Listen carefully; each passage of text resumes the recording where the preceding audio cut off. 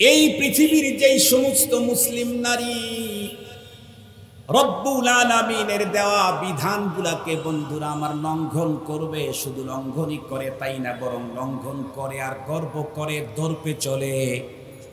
ওরা এমন একটা অপরাধী, যেই অপরাধী তার অপরাধের গুনাহ এবং অপরাধের ক্ষমা আল্লাহ পাকের কাছ থেকে নেওয়া বড় জটিলতার তৈরি হয়ে যায়।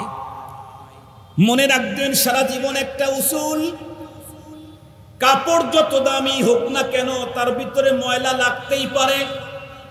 কাপড়ের ভিতরে ময়লা লেগে যাওয়া কোনো দোষ না, কোনো অপরাধ না, কিন্তু ময়লা লাগার পরে এই ময়লা নিয়ে পথ চলা, এটা নিয়েই বন্ধুরা আমার মাসের পরে মাস পরা এই কাপড়টা নিঃসন্দেহে এইটা অপরাধ কিনা বলেন?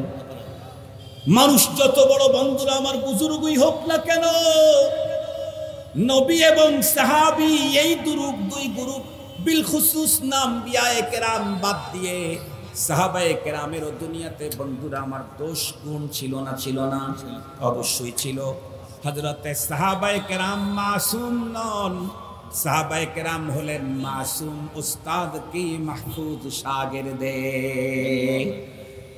মুসলমান ভাইরা রে আমার, যত বড় ওলি হোক, আব্দুল কাদের জিলানীও যদি হয় তারও জীবনে গুনাহ হবে, হইতেই পারে, তবে গুনাহ হওয়া বড় অপরাধ না বন্ধুরা আমার। বড় অপরাধ হলো গুনাহ হওয়ার পরে সেই গুনাহটাকে আল্লাহর কাছে ক্ষমা না নেওয়া, তওবা না করে বন্ধুরা আমার লম্বা টাইম কাটায় দেওয়া, এটা হলো বড় অপরাধ।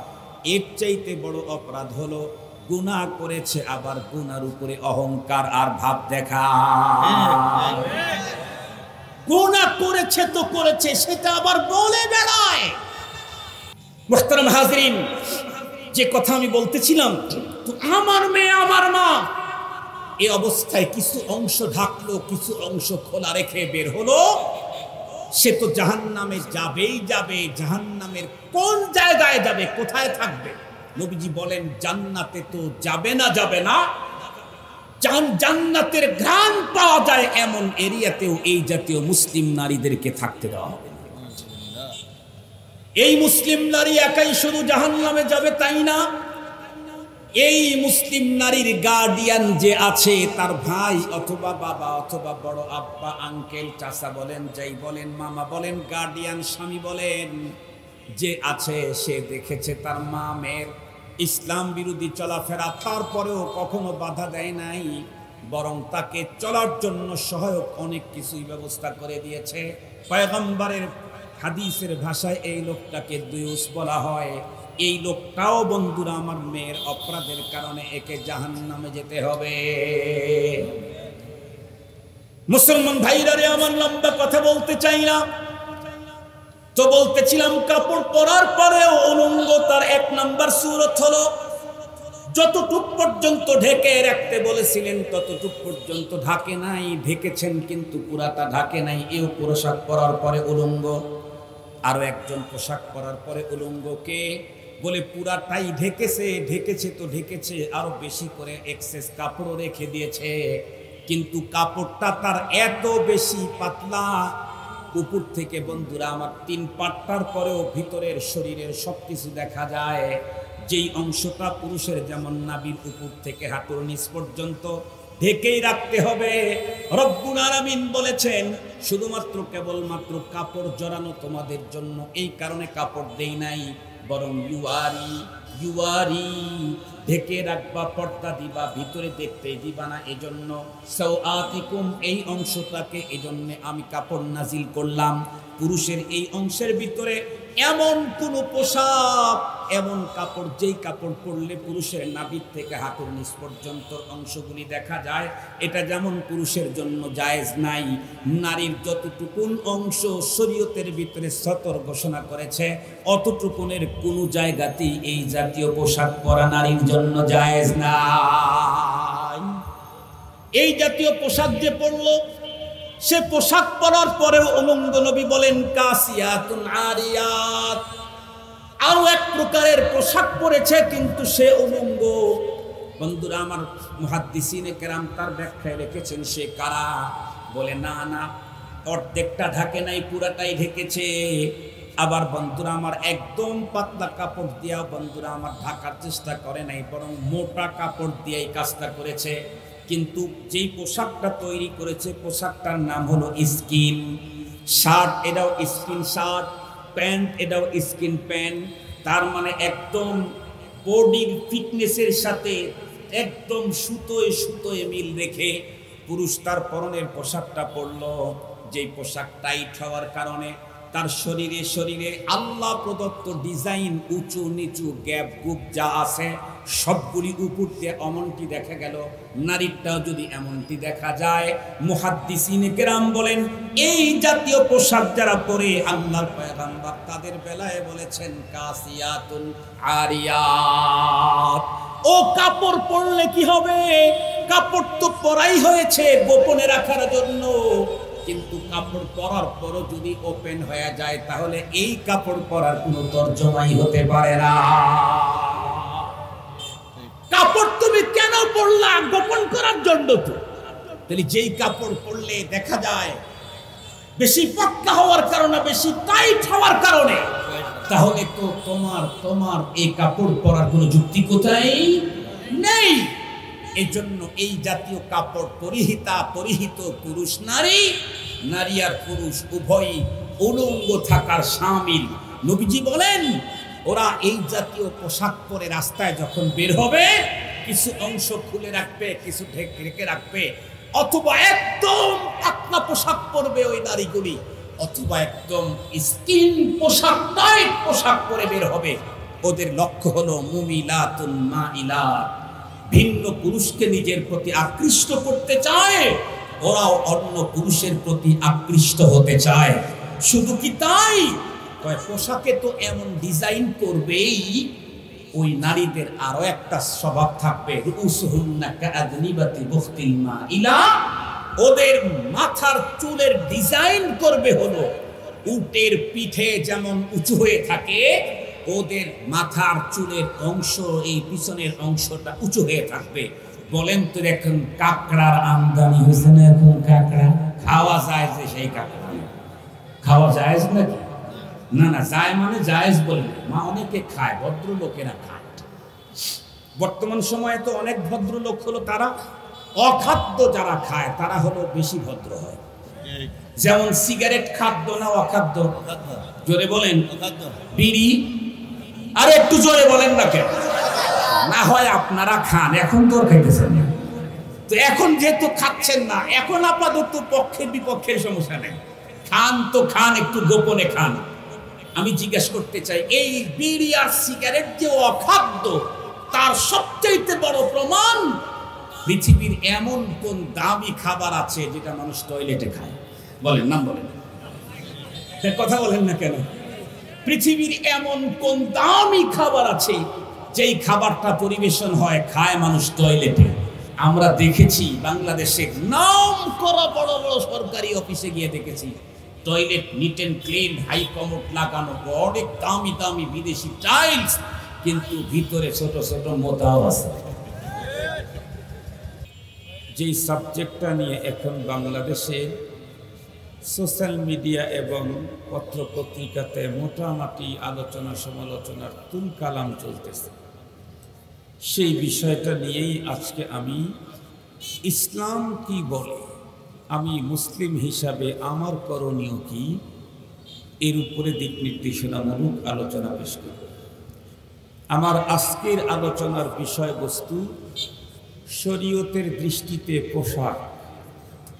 আবারও বলছি, আমার আজকের আলোচনার বিষয়বস্তু ইসলাম তথা শরীয়তের দৃষ্টিতে পোশাক। আপনারা ইতিমধ্যে শুনেছেন, দেখেছেন, জেনেছেন পোশাক নিয়ে বর্তমান সময়ের কিছু তরুণ তরুণী দুই রকমের অবস্থান নিয়েছে। ইউনিভার্সিটির ছাত্রীরা, ওর সঙ্গে হয়তো কিছু ছাত্ররা। একদল বলতেছে দেশ স্বাধীন হয়েছে, আমার শরীরে আমি পোশাক লাগাবো, সেইখানে অন্যদের আমার পোশাকের ব্যাপারে আলোকপাত করার, কথা বলার কোনো অধিকার নাই, তাদের দাবি হলো স্বাধীন দেশে আমার শরীরে আমার পোশাক আমি পরব, পোশাকের ব্যাপারেও আমি স্বাধীনতা চাই। আর একটা গ্রুপ, তারাও ইউনিভার্সিটি পড়ুয়া নারী, তারাও প্লে কার্ড লাগায়া রাস্তায় দাঁড়িয়ে তারাও বলতেছিল অল্প কিছু সংখ্যক মানুষের শরীরের অল্প পোশাকের কারণে পোশাক পরিহিতা নারীরাও পুরুষের কোনো আক্রমণের শিকার হোক, এটি আমরা মেনে নিতে পারি না। মুহতারাম হাজিরিন, খুব ভালো করে কথাগুলি বোঝার জন্য চেষ্টা করবেন। অনেক লম্বা সুর দিয়ে, অনেক কণ্ঠ দিয়ে ইরান তুরানের কিসসা কাহিনী, এগুলি বলার সুযোগ টাইম এখন নাই, কারণ এখন সময়টা অত্যন্ত মুসিবত ঘন মুহূর্ত, অত্যন্ত জরুরি দ্বীনি আলোচনা, দিক নির্দেশনামূলক আলোচনা প্রত্যেকটি মুসলমানদের জন্য মুস্তানাদ আলোচনা অতীব জরুরি। তো আসলে এই পোশাকের ব্যাপারে ইসলাম তথা শরীয়তের কোনো নীতিমালা আছে না নাই, এই বিষয়টা আজকে মুসলমানদেরকে জানিয়ে দেওয়ার জন্য আমি কোরআনে পাকের সূরাতুস সাফাত থেকে 26 নম্বর আয়াতে কারিমা তেলাওয়াত করেছি। মুহতারাম হাজিরিন, এই আয়াতে কারিমাতে আল্লাহ তাআলা পৃথিবীর সকল মানুষদেরকেই সম্বোধন করেছেন, শুধুমাত্র কেবলমাত্র মুমিনদেরকে এই আয়াতে সম্বোধন করে বিধান দেননি। এই আয়াতে সম্বোধন করেছেন পৃথিবীর তামাম মানুষদেরকে। খুব ভালো করে কথাগুলি বুঝবেন, অন্যদিকে মনোনিবেশ দিলে মূল ফাউন্ডেশন যদি না বুঝেন, পরবর্তী কথাগুলা বোঝা আপনাদের জন্য কষ্টকর হবে। আয় ভাই, তোমরা এক সাইডে যাও, মাঝখানে গিয়ে মানুষের মনোনিবেশের ঘাটতি ঘটায়। এক সাইডে যাও, এক সাইডে যাও, এদিকে এসে বসো, তোমাদের কারণে বহু মানুষ তোমাদের দিকে তাকায় রয়েছে। মুহতারাম হাজিরিন, আল্লাহ তাআলা পৃথিবীর সকল মানুষকে কোনো সম্বোধন করে কোনো বিধান দিতে গিয়ে, তাদের জন্য কোনো বয়ান করতে গেলে আল্লাহ পাক রব্বুল আলামিন কয়েকটা পদ্ধতি সেখানে অবলম্বন করেন। তার ভিতরে একটা পদ্ধতি হলো ইয়া আইয়ুহান নাস, সমস্ত মানুষদেরকে এখানে সম্বোধন। ইয়া আইয়ুহান নাস, হে মানব মণ্ডলী। কিন্তু পোশাকের বর্ণনা করতে গিয়ে রব্বুল আলামিন বিশেষ শ্রেণীর মানুষ ইমানদারদেরকেও সম্বোধন করেন নাই, ইয়া আইয়ুহাল্লাযীনা আমানু বলেন নাই। আবার সকল মানুষকে সম্বোধন করেছেন, কিন্তু নাস বলে সম্বোধন করেন নাই। কি বললেন? ইয়া বানি আদম। সিস্টেমটা একটু ভিন্ন রকমের। ইয়া বানি আদম, হে আদমের সন্তানেরা। হে মানুষ বলেন নাই। মজার একটা কথা বলি, নোক্তা বাদ আল ওকু, তফসির নেই, নোক্তা বাদ আল ওকু। আমাদের দেশে আপনারা জানেন অনেক আগ থেকেই একটা থিওরি মানুষের ভিতরে আলোচনা হয়েছে, বই রচনা হয়েছে। সেটি হচ্ছে ডারউইনের থিওরি। ডারউইনের মতবাদ হলো মানুষ মানুষ থেকে না, মানুষ বানর থেকে। সমস্ত মানুষের প্রথম মানুষ বানর, মানুষ আগে বানর ছিল। লেস টেস কেটে এদিক ওদিক মডিফাই করে এখন মানুষ হয়েছে। খুব ভালো করে বুঝবেন, এই ডারউইনের থিওরির সাথে আমরা কি একমত? এখানে আমরা যারা আছি, আমরা কেউ বানরের বাচ্চা হইতে চাই না। কি বলেন? পূর্বপুরুষ যদি বানর থেকে মানুষ হয়ে থাকি, তাহলে তো আমরা বানরের বাচ্চা। আমরা বানরের বাচ্চা হতে চাই না। আমরা কিসের বাচ্চা? আদম আলাইহিস সালামের বাচ্চা। সুবহানাল্লাহ বললেন না যে? আদম আলাইহিস সালাম প্রথম মানুষ।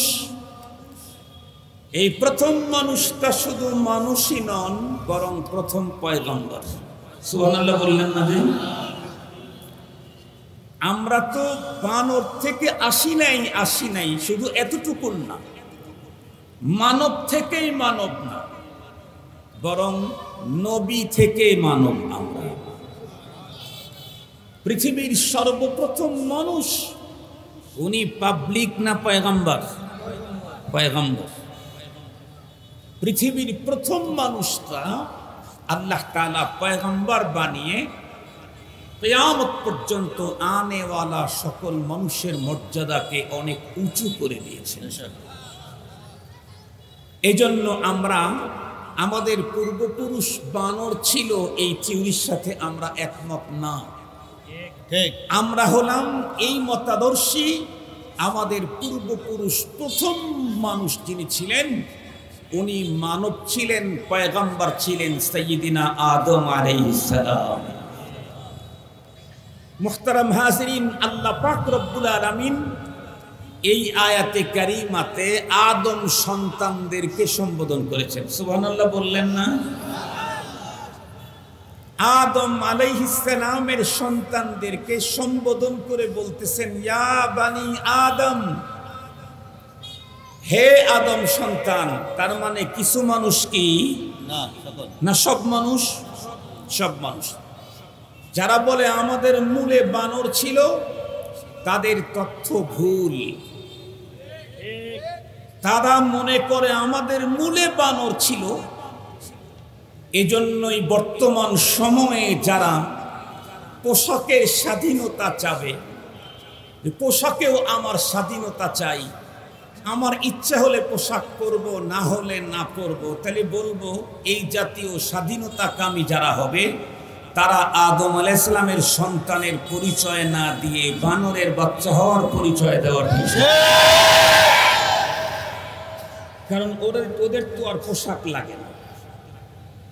কিন্তু আদম আলাইহিস সালামের যারা সন্তান তাদের পোশাক লাগে। এবং সর্বপ্রথম আদম আলাইহিস সালামকে তৈরি করে আল্লাহ তাআলা এই তাঁত শিল্পের তৈরি করা, দেশ বিদেশের ইন্ডিয়ান জাপানি কোনো কাপড় পরার নাই।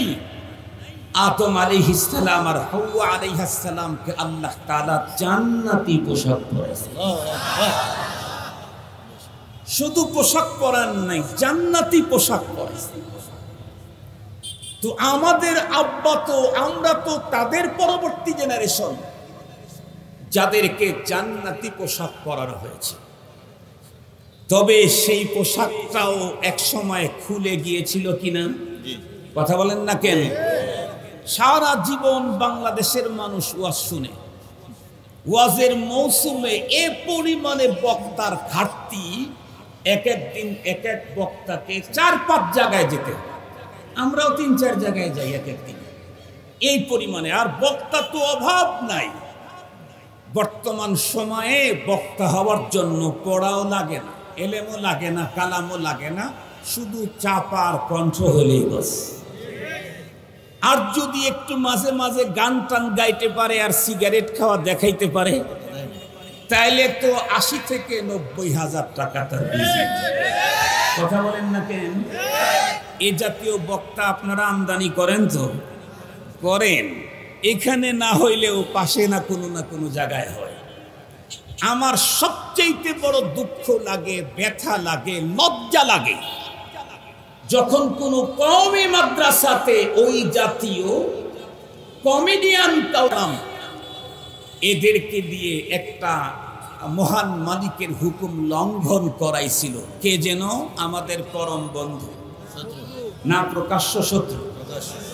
ইন্না শায়তানা লাকুম আদুউম মুবিন, শয়তান তোমাদের প্রকাশ্য শত্রু। এই শত্রু আল্লাহ পাকের এক মহান হুকুম লঙ্ঘন করাইছিল ভুল বুঝায়া। তার মানে ইনফরমেশন যেটা দিয়েছে এটা মিস করছে, ভুল ভ্রান্ত ইনফরমেশন করে পয়গম্বর কেঁদে এমন একটা কাজ করিয়ে ফেলেছিল যার কারণে তার পুরস্কার স্বরূপ নবী এবং তার স্ত্রীর শরীর থেকে কাপড় খুলে গেছে। পুরস্কার স্বরূপ না পানিশমেন্ট স্বরূপ? কথা বলেন না কেন? খুলে গেছে না? পরবর্তীতে আমাদের আব্বাজান আর আম্মাজান দুইজনে দ্রুত গতিতে জান্নাতি গাছের পাতা দিয়ে তাদের লজ্জাস্থান সতর ঢাকা শুরু করে দিয়েছেন। কিন্তু কোরআনে পাকের মধ্যেই আছে। তাহলে কাপড় খুলে কখন? মানুষ যখন পাপে পাপে জরাজীর্ণ হয় তখন। এখান থেকে আমরা বুঝতে পারি কোন মুসলিম কখনো তার কাপড় খুলে অলঙ্গ আর অর্ধ অলঙ্গ হওয়ার স্লোগান দিতে পারে না। যদি কোনো মুসলমানের মুখ থেকে এমন শব্দ বের হয় তাহলে বুঝতে হবে পাপে পাপে ওর অবস্থা জরাজীর্ণ হয়ে গেছে, তাই কাপড় ধরে রাখতে পারতেছে। পাপে পাপে অবস্থা একদম বেগতিক হয়ে গেছে, এই কারণে এটা ধরে রাখতে পারতেছে না। আর একটা সহজ কথা বললে একদম 100 বুঝবেন। মিয়া মিয়া ওয়াজিয়াদা, শুধু মিয়া না ওয়াজিয়াদা বুঝবেন, ওভার 100 বুঝতে পারবেন। আমাদের দেশে কখনো কখনো বাজারের ভিতরে, মার্কেটের ভিতরে কারো কারো জামা কাপড় সব খুলে দেয়। কোন লোকের খুলে দেয়? যে এলাকাতে হজের কাজ করে, তাদের হজের কাজ করে, জনকল্যাণ কাজ করার পরে, কারো কল্যাণ কাজ করার পরে, কাউকে কোনো হাদিয়া দেওয়ার পরে কাঠটা খোলে, চোরের খোলে আর পকেট মারে। ঠিক বললাম না? ঠিক বললাম? বা মার্কেটের ভিতরে কেউ কারো পকেট মারছে তো আর ধরছে আর লুঙ্গি প্যান্ট খুইলা ওরে ব্যাগ জুতি করে ছাড়ছে। এরকম হয় না? হয় না? শেরপুরে হয় না কোনোদিন? হয়। চোর চুরি করে ধরা পড়ছে, মাস্তান অহেতুক মাস্তানি করতে আসছে, ধরা খেয়েছে, তখন তাকে উলঙ্গ করে সম্মান দেওয়ার জন্য না অসম্মানই করে? সম্মানই। তাহলে বোঝা গেল কাপড় থাকা সম্মান, না থাকা?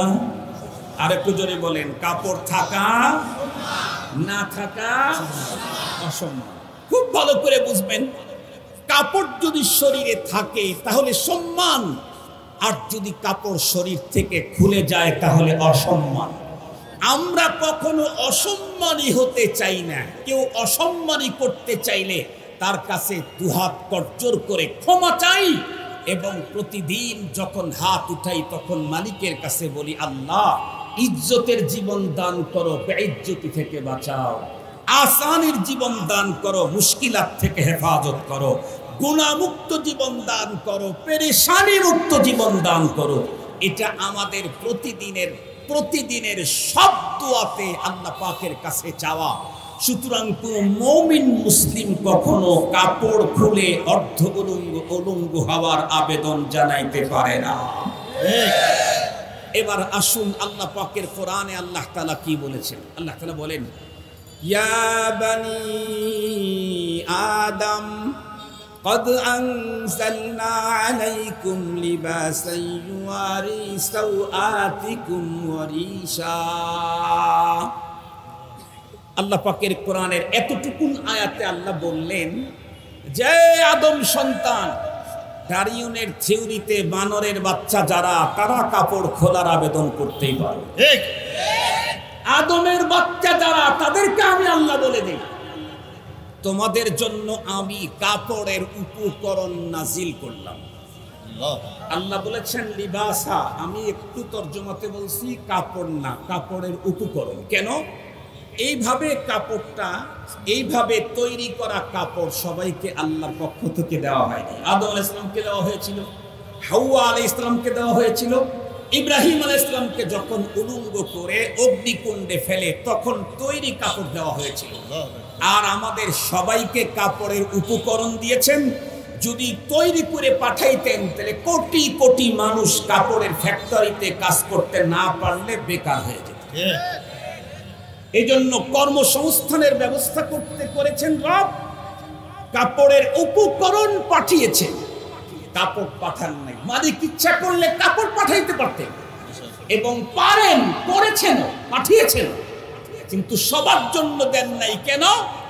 সবার জন্য ডাইরেক্ট কাপড় দিয়ে দিলে তাহলে কাপড় ফ্যাক্টরিতে, স্পিনিং মেলে, গার্মেন্টসে কোটি কোটি মানুষের রিজিকের ব্যবস্থা এটি বন্ধ হয়ে যেত।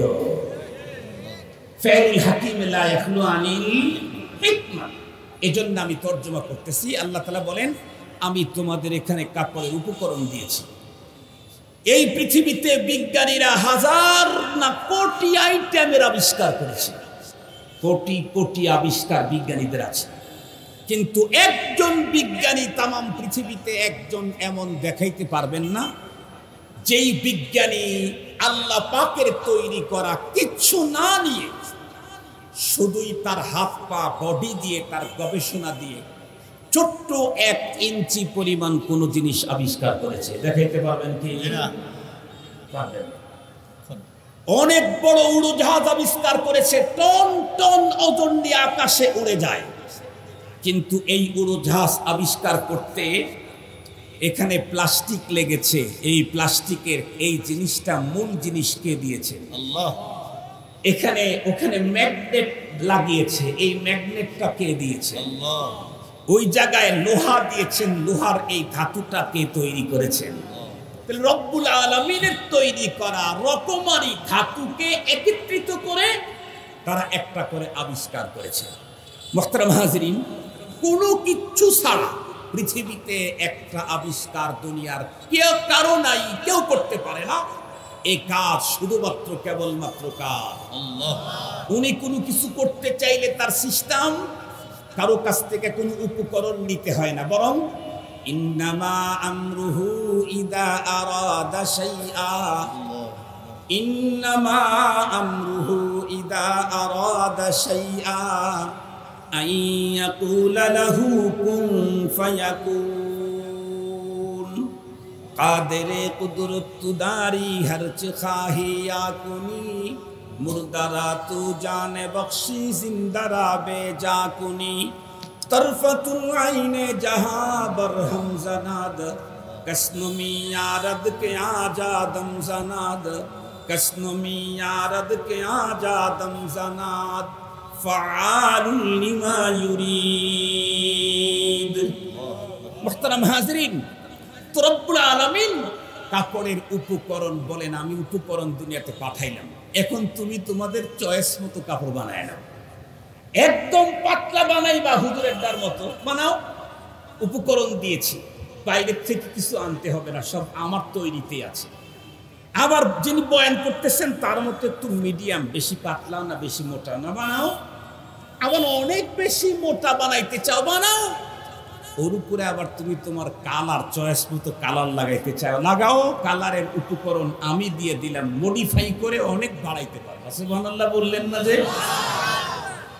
কম্পিউটার আবিষ্কার হওয়ার আগে পৃথিবীতে কালার ছিল হাতে গোনা কয়েকটা। কম্পিউটার আবিষ্কার হওয়ার পরে হাতে গোনা কয়েকটা কালারের একটাকে আরেকটার সাথে, ওইটাকে আরেকটার সাথে, ওইটাকে আরেকটার সাথে যোগ না, ভাগ না, বিয়োগ না। এখন শুধু গুণন চলবে কিয়ামত পর্যন্ত। সুবহানাল্লাহ বললেন না যে? গুণনের দ্বারায় কমে, কথা বলেন না কেন? গুণনের দ্বারায় কমে, বিয়োগের দ্বারায় বাড়ে, ভাগের দ্বারায় বাড়ে। ভাগ আর বিয়োগের দ্বারায় কমে যায়, কিন্তু যোগের দ্বারায় বাড়ে, গুণনের দ্বারায় বাড়ে। আমি বলছি যোগ হবে না গুণন হবে? কথা বলেন না কেন? যোগ হবে না। মালিক যা উপকরণ দিয়েছেন এর পিছনে গবেষণা করো, যোগ হইলে তো ওই পরিমাণে বাড়বে, গুণন হবে। সুবহানাল্লাহ ওয়া বিহামদিহি। এখন কত রং, আপনি কি বলে এই ব্যাংকের ওখানে যান, যেখানে রঙের ব্যাংক আছে সেখানে যান, গিয়া দেখবেন লম্বা ফেহেরিস্ত, কোনটা আপনি নিবেন চোখ ধাঁধা লেগে যাবে। তো আল্লাহ তাআলা বলেন, আমি লেবাসের পোশাকের উপকরণ দিয়ে দিলাম।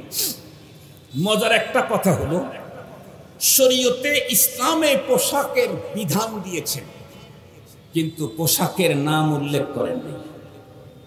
কোরআন হাদিস পুরা মন্থন করে এক জায়গা থেকেও বের করতে পারবেন না যে ইসলামী পোশাক পাঞ্জাবি, অথবা ইসলামী পোশাক জুব্বা, অথবা ইসলামী পোশাক আবায়া, এই রকমের কোনো নাম মেনশন করা নেই।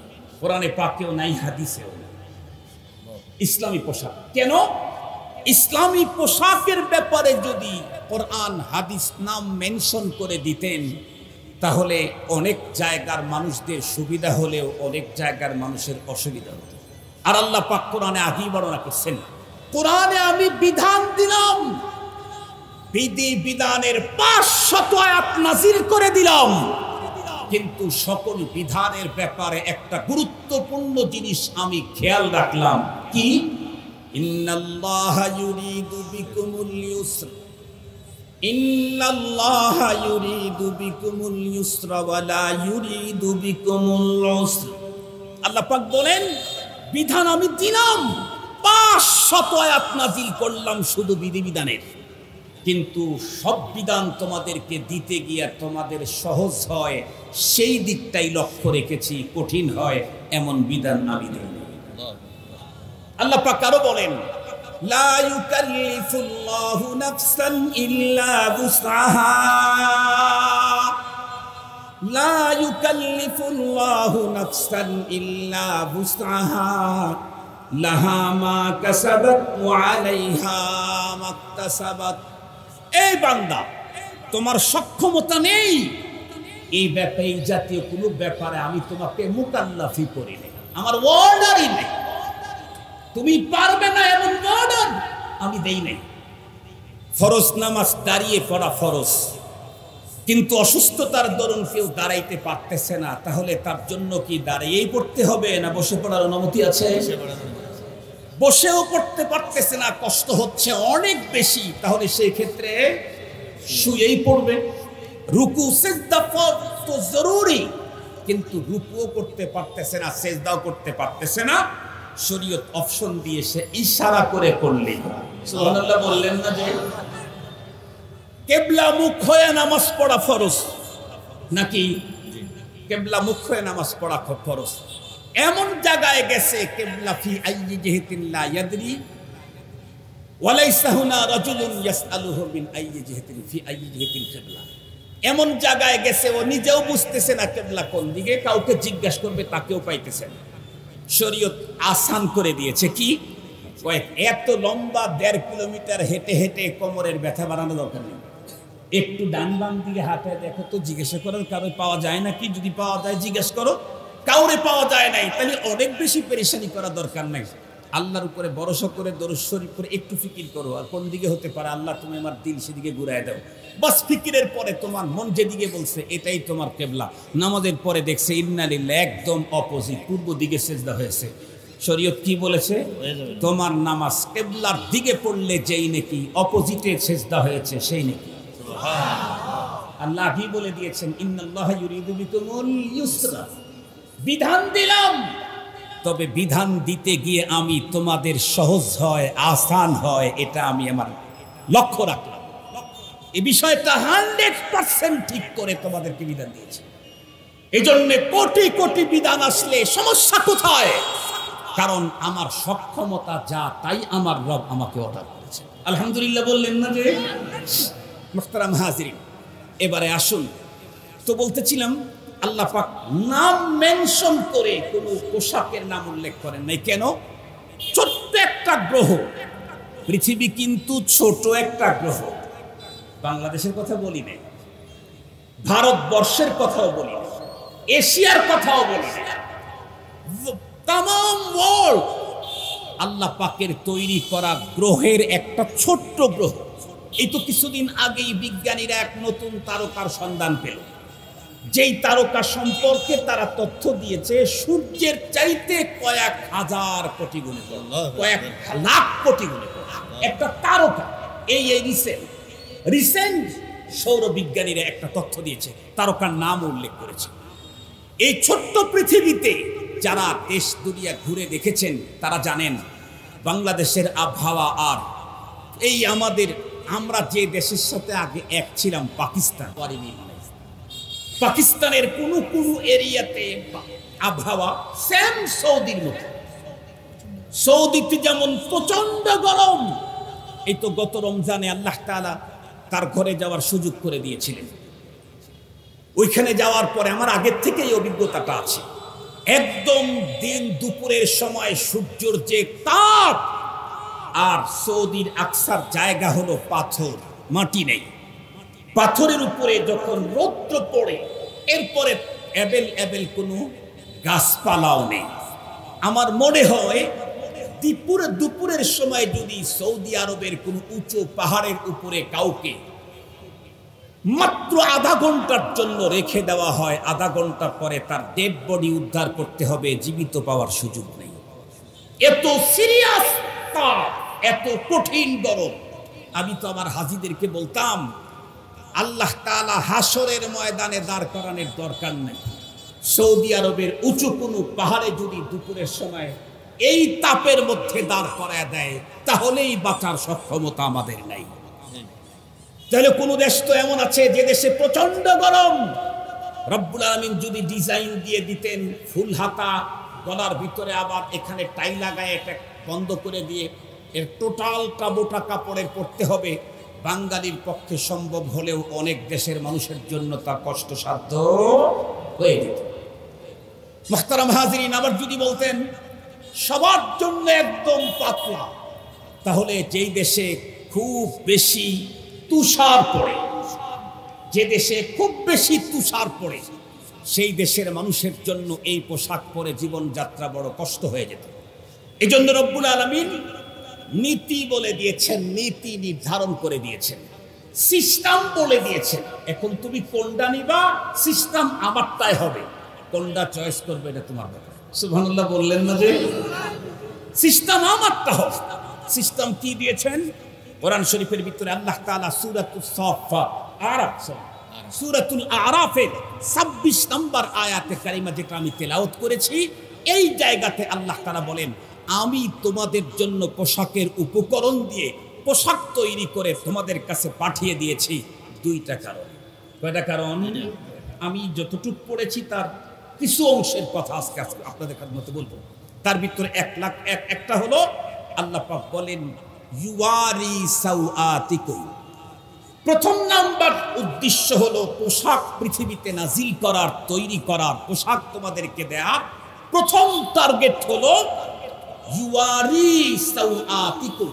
সাওআত শব্দ আরবি, এর বাংলা হলো মানুষের দেহের যেই অঙ্গগুলাকে 24 ঘন্টায় ঢেকে রাখতে হয় শরীয়তের বিধান, সেটাকে আরবিতে সাওআত বলে। আমরা অবশ্য অন্য ভাষায় এর সাথে পরিচিত, সেটা হলো সতর। ঠিক বললাম না? ঠিক বললাম? অন্য শব্দে আমরা এর সাথে পরিচিত, সেটা কি বলেন? সতর বললে বুঝি না আমরা। সতর বললে কি কলার সতর?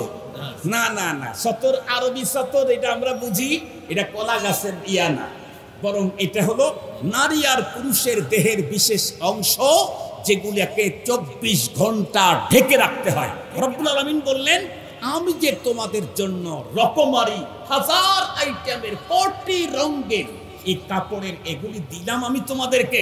প্রথম টার্গেট হলো এর দ্বারায় তোমরা তোমাদের বিশেষ অংশকে 24 ঘন্টায় ইউয়ারি গোপন করে দিবা, পর্দা ঢেলে দিবা, ছুপায়া রাখবা। কি করবে? ছুপায়া রাখবা, গোপন করে রাখবা। এটা হলো প্রথম টার্গেট। এখন সেই অংশটা কতটুকুন? ইসলাম শরীয়ত মন্থন করে হযরত উলামায়ে কেরাম স্পষ্ট ভাষায় ফিকহি পদ্ধতিতে মাসআলা আমাদের খেদমতে উপস্থাপন করেছেন। পুরুষের হলো নাভির উপর থেকে হাঁটুর নিচ পর্যন্ত এই অংশটুকুন ঢেকে রাখা ফরজ। এই অংশটুকুনকে আরবিতে কি বলে? সতর। কোরআনের ভাষায় আবার কি বলা হয়? সাওআত। মুহতারাম হাজিরিন, এতটুকু ঢেকে রাখা ফরজ মুসলমানদের জন্য। হিন্দুদের বিধান আমি বয়ান করতেছি না, খ্রিস্টানদের বিধান আমি বয়ান করতেছি না, মগের ধর্মকর্মের কথা আমি বয়ান করতেছি না। এরপরে নাসারা, বৌদ্ধ যারা আছে, মজুসি যারা আছে, এদের কথা আমি বলতেছি না। যারা মুসলিম, যারা কোরআনকে তাদের জীবন বিধান মেনে নিয়েছেন, যারা নিজেকে মুমিন বলে দাবি করেন, তাদের জন্য আইন কি সেটা আমি বয়ান করতেছি। কথা আপনাদের কাছে ক্লিয়ার তো? আর একজন কি কাপড় পরে থাকবে না ল্যাংটা হবে সে বুঝবে। আমি মুসলিম, আমাকে কি করতে হবে আমি সেইটা বলতেছি। কথা কি বুঝে আসছে আপনাদের? প্রত্যেকটি পুরুষের নাভির উপর থেকে হাঁটুর নিচ পর্যন্ত ঢেকে রাখা কতক্ষণ ঢেকে রাখা ফরজ? 3 ঘন্টা সারাদিন। আর একটু জোরে বলেন। কখনোই কি খোলার অনুমতি নাই? আছে। কখন? টয়লেটে যাবে, বিশেষ কোনো প্রয়োজন যেখানে খালি করা ছাড়া কোনো উপায় নাই, শুধু টয়লেট না আরো কিছু কাজও আছে, এটা বলা দরকার নেই, সেই জায়গাতে অতক্ষণ খোলার অনুমতি আছে।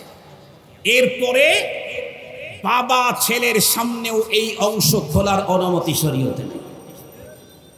ভালো করে বুঝবেন, পর্দা তো সারা জীবন শুনছেন, সতরও সারা জীবন শুনছেন, সতর সতর সতর সতর করতে করতে একেবারে জিবাডারে সতর গণা ফেলাইছেন, কিন্তু পিতা পুত্রের সামনেও এই অংশ খোলা রাখতে পারবে না।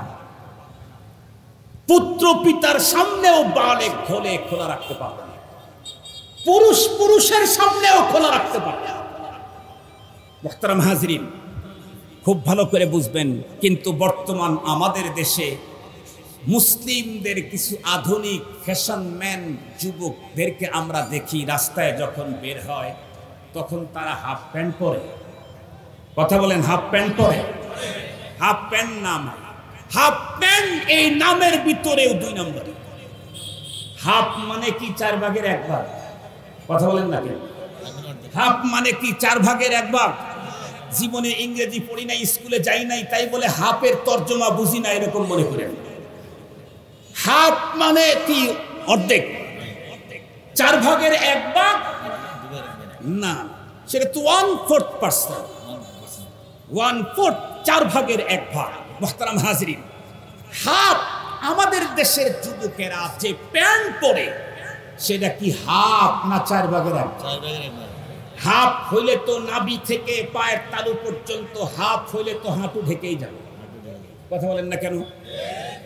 হ্যাঁ, নাভির উপর থেকে পায়ের ইয়া পর্যন্ত, গিরা পর্যন্ত যে টোটাল হয়, পুরা হয়, এর হাফ যখন হবে তাহলে তো ওইটাতে হাঁটু ঢেকেই যাবে। কিন্তু আমাদের দেশের অনেক মুসলিম তরুণ যুবক আছে যারা পশ্চিমা ফ্যাশন মুসলমানদের দেশে মুসলিম হয়ে নির্লজ্জভাবে চলতে চায়, মানতে চায়, ওরা ওদের কথার ভিতরেও 2 নাম্বারই প্রকাশ পায়। প্যান্টের নাম দিয়েছে হাফ, আসলে হাফ না কোয়ার্টার? আর জোরে বলেন, হাফ না কোয়ার্টার? নিঃসন্দেহে কোয়ার্টার। কোয়ার্টার দেখেই তো কিছু কোয়ার্টার ঢাকা থাকে আর কিছু কোয়ার্টার খোলা থাকে। এই কোয়ার্টার আর ওই কোয়ার্টারের 2 তর্জমা। শব্দ কোয়ার্টার একটা, কিন্তু তর্জমা 2টা, ইংরেজি, 2টাই ইংরেজি। মুহতারাম হাজরিন, এটা শরীয়তের ভিতরে জায়েজ নাই। নিজের ছেলেকেও দেখানো জায়েজ নাই, নিজের বাবাকেও দেখানো জায়েজ নাই, পুরুষ পুরুষের সামনেও জায়েজ নাই, পুরুষ নারীর সামনেও জায়েজ নাই। এবারে আসুন, তাহলে পুরুষের তো এতটুকুন, নারীর কতটুকুন? পুরুষের সতর্ক বুঝলেন, নারীর কতটুকুন? শরীয়ত ইসলাম খুলে দেখেন। হযরত উলামায়ে কেরাম কোরআন হাদিস মন্থন করে গবেষণা করে ফিকহ বের করেছেন। ফিকহের ভিতরে লিখেছে নারীর মুখমণ্ডল, 2 হাতের কবজি, পায়ের এই গিরার নিচ, এই 3 জায়গা ছাড়া আর টোটালটাকেই সতর। পুরুষের নাভি থেকে হাঁটু পর্যন্ত যে হুকুম, প্রত্যেকটা নারীর 2 হাতের কবজি, চেহারা এবং 2 পায়ের গিরার নিচ থেকে এতটুকু বাদ দিয়ে আর টোটালটাই নারীর সতর। এত টোটালটাই নারীকে ঢেকে রাখতে হবে। ঢেকে রাখতে হবে কি শুধুমাত্র কেবলমাত্র পুরুষের সামনে গেলে, না নারীর সামনেও? এটা আজকে নতুন শুনতেছি। শুধু পুরুষের সামনে গেলে না, নারীর সামনেও। বিলখুসুস একজন নারী যুবতী আর একজন যুবতী নারী, আপন বোন হোক, মার মেয়ে হোক, সে তার বক্ষ খুলে রাখার অনুমতি শরীয়তে নাই। সে তার পিঠ খুলে রাখার শরীয়তে অনুমতি নাই। যেমন বাবা তার বালেক সন্তানের সামনে, যেমন তার হাঁটুর উপরের অংশ খোলা রাখার অনুমতি নাই, মা মেয়ের সামনেও, মেয়ে মার সামনে প্রয়োজন ছাড়া বক্ষ খুলে রাখবে, পৃষ্ঠ খুলে রাখবে, অনুমতি নাই। এখন বলেন, মেয়ের সামনেও যদি পেট পিঠ এটাকে ঢেকে রাখতে হয়, তাহলে আমার মা, আমার মেয়ে, আমার বোন, আমার ভাতিজি, আমার ভাগ্নি রাস্তাতে বের হচ্ছে তখনও ঢাকতেছে না, তাহলে কন্ডিশন কি হবে? মুসলমান ভাইরা রে, আমার কথা ভালো করে বুঝবেন। এই পৃথিবীর যেই সমস্ত মুসলিম নারী রব্বুল আলামিনের দেওয়া বিধানগুলাকে বন্ধুরা আমার লঙ্ঘন করবে, শুধু লঙ্ঘনই করে তাই না, বরং লঙ্ঘন করে আর গর্ব করে দর্পে চলে, ওরা এমন একটা অপরাধী, যেই অপরাধী তার অপরাধের গুনাহ এবং অপরাধের ক্ষমা আল্লাহ পাকের কাছ থেকে নেওয়া বড় জটিলতার তৈরি হয়ে যায়। মনে রাখবেন সারা জীবন একটা উসুল, কাপড় যত দামি হোক না কেন তার ভিতরে ময়লা লাগতেই পারে। কাপড়ের ভিতরে ময়লা লেগে যাওয়া কোনো দোষ না, কোনো অপরাধ না, কিন্তু ময়লা লাগার পরে এই ময়লা নিয়ে পথ চলা, এটা নিয়েই বন্ধুরা আমার মাসের পরে মাস পরা এই কাপড়টা নিঃসন্দেহে এইটা অপরাধ কিনা বলেন? মানুষ যত বড় বন্ধুরা আমার বুজুর্গই হোক না কেন, নবী এবং সাহাবী এই দুই গ্রুপ বিল খুসুস নাম বিয়ায়ে কেরাম বাদ দিয়ে সাহাবায়ে কেরামেরও দুনিয়াতে বন্ধুরা আমার দোষ গুণ ছিল না? ছিল না? অবশ্যই ছিল। হযরতে সাহাবায়ে কেরাম মাসুম নন, সাহাবায়ে কেরাম হলেন মাসুম উস্তাদ কি মাহফুজ শাগিরদে। মুসলমান ভাইরা রে আমার, যত বড় ওলি হোক, আব্দুল কাদের জিলানীও যদি হয় তারও জীবনে গুনাহ হবে, হইতেই পারে, তবে গুনাহ হওয়া বড় অপরাধ না বন্ধুরা আমার। বড় অপরাধ হলো গুনাহ হওয়ার পরে সেই গুনাহটাকে আল্লাহর কাছে ক্ষমা না নেওয়া, তওবা না করে বন্ধুরা আমার লম্বা টাইম কাটায় দেওয়া, এটা হলো বড় অপরাধ। এর চাইতে বড় অপরাধ হলো গুনাহ করেছে আবার গুনার উপরে অহংকার আর ভাব দেখা। গুনাহ করেছে তো করেছে, সেটা আবার বলে বেড়ায়, সেটা আবার মানুষের সামনে পাবলিসিটি করে, এটার উপরে আবার দাম্ভিকতা দেখায়। এই কাজটা যদি করলো তাহলে এই লোকের এই গুনাহ মাপ নেওয়া এখন অনেক কঠিন হয়ে গেল, অসম্ভবের কাছাকাছি চলে গেল। এই গুনাহ মাপ নিতে চাইলে মালিকের কাছে যেই পরিমাণে সারেন্ডার করতে হবে, ওই পরিমাণের সারেন্ডার আমার আপনার দ্বারায় হয় না। এটা জটিল, মহা জটিল। অপরাধ কখনো ওপেন হয়, কখনো গোপনে হয়। কথা বলেন। এই যন্ত্র আবিষ্কার হওয়ার পরে আমার জানা মতে গোপন গুনাহটার সংখ্যা পৃথিবীতে বেড়ে গেছে। এই যন্ত্র আবিষ্কার হওয়ার পর এই পৃথিবীতে যত যন্ত্র বিজ্ঞানের যত আবিষ্কার আছে, সবচাইতে মানুষের চরিত্র আর জীবন নষ্ট করা সবচাইতে সিরিয়াস মারাত্মক অস্ত্রের নাম হলো টাচফোন। পৃথিবীতে এই পরিমাণে মানুষের চরিত্র, ঈমান, আমল, জীবন, লাইফ নষ্ট করার আর কোনো যন্ত্র বিজ্ঞান আবিষ্কার করতে পারে না। এটা হলো পৃথিবীর সবচাইতে সেরা চরিত্র বিধ্বংসী এক অ্যাটম, তার নাম হলো টাচফোন। মুহতারাম হাজরিন, গুনাহ যদি গোপন হয় তাহলে গোপনে গোপনে মালিকের কাছে মাপ চাইলেই কাজ। আলহামদুলিল্লাহ বললেন না যে? আর গুনাহটা যদি ওপেন হয়ে যায় তাহলে শরীয়ত বলেছে তোমার তওবাটাও, কথা বলেন না কেন, মাপটাও ওপেন যেতে হবে, তওবাটাও ওপেন হতে হবে। মুহতারাম হাজরিন, তাহলে যদি গুনাহ করার পরে কারো যদি দাম্ভিকতা হয় তাহলে এই গুনাহ মাপের জন্য তার সিরিয়াস ভাবে অনুতপ্ত হতে হবে। নরমাল অনুতপ্ত এর দ্বারাই এই গুনাহ মাফ হবে। মুসলমান ভাইরা আমার ভালো করে বুঝবেন, শুধু তাই নয়, যেই সমস্ত মুসলিম নারী এভাবে তাদের দেহের বন্ধুরা আমার গোপন রাখা অংশগুলাকে বাইরে বের করে যারা ঘোরাফেরা করবে, এই নারী পরপারে জাহান্নামে যাবে। শুধু এমনটি না, বরং পয়গম্বর বলেন নিসাউন কাসিয়াতুন আরিয়াতুন মুমিলাতুন মাইলাত রুউসুহুন্না কাআজনিবাতি বুখতিল মাইলা লা ইয়াদখুলনাল জান্নাতা ওয়া লাম ইয়াজিদনা রিহাহা ওয়া ইন্না রিহাহা লাতুজাদু মিন মাসিরাতি কাযা ওয়া কাযা। এই হাদিস যখন পয়গম্বর বলেছেন সাহাবীদের সামনে, এই হাদিসের অনেক অংশই সাহাবায়ে কেরাম বুঝতেই পারেন নাই। মুহাদ্দিসিনে কেরাম, প্রথম যুগের মুহাদ্দিসিনে কেরাম এই হাদিসের অনেক তরজমাই বন্ধুরা আমার তাদের মাথাতেই ঢোকে নাই, কল্পনাই করতে পারে নাই। কারণ নবী তো বলেছেন নিসাউন কাসিয়াতুন আরিয়াতুন, নবী বলছেন এমন কিছু নারী হবে যারা পোশাক পরে থাকবে কিন্তু উলঙ্গ হয়ে থাকবে, পোশাক পরার পরেও উলঙ্গ থাকবে। এই কথাটা আজ থেকে 1400 বছর পূর্বে ওই সময় কখনো কল্পনাই করতে পারে নাই। কেন কেন কেন? তার অনেকগুলি কারণের একটা কারণ হলো ওই সময় তো এখন পৃথিবীতে যেই পরিমাণে টেক্সটাইল মিল বন্ধুরা আমার আধুনিক অত্যাধুনিক তৈরি হয়েছে, একদম চিকন থেকে চিকন, পাতলা থেকে পাতলা যে মানের কাপড় এখন তৈরি করে, তখন তো এই মানের কাপড় তৈরি করার কোনো মেশিন আবিষ্কার ছিল না। এই জন্য তারা এটা ভাবতেই পারে নাই।